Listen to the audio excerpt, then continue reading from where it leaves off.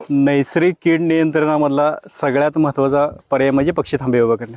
सर्व पिकामध्ये रस शोषणारे असतील, पानं खाणारे अळे असतील किंवा अजून काही किडे असतील किंवा भातामध्ये सुरळीतील अळे असेल, ह्या सगळ्या ज्या किडी आहेत ह्या सगळ्या किडी किंवा निळे भुंगीर असतील, इतर पिकावरच्या फळं किंवा वांग्यावरली किंवा सगळ्या भाजीपाल्या पिकावरच्या ज्या किडी असतील हे किडीचा नैसर्गिक पद्धतीने नियंत्रण करण्यासाठी आपल्याला पक्षी थांबे उभा करणं हा खूप चांगला उपाय आहे. आणि हा पूर्णपणे शून्य खर्चावर आधारित, कारण आपल्याला अशा काट्या शेतकऱ्याच्या शेतावर कुठेही मिळतील. 2 फक्त वाय शेपच्या काट्या तुम्हाला घ्यायला लागतील आणि एक अशी आडवी काठी घ्यायला लागेल बस. आता हे आपल्या शेतामध्ये 1 एकरामध्ये 20 ह्या प्रमाणामध्ये पक्षी थांबे उभा करायचे.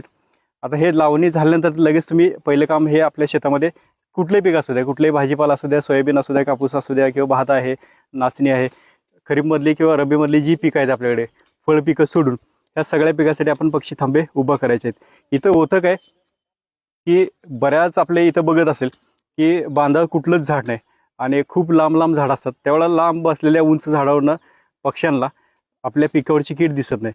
म्हणून आपण आपल्या शेतामध्ये एकरामध्ये 20 जेवढी आपल्या पिकाची उंची होणार असेल त्याच्या साधारणपणे 1 फूट जास्त उंचीवर हे सगळे पक्षी थांबे उभा करायचे.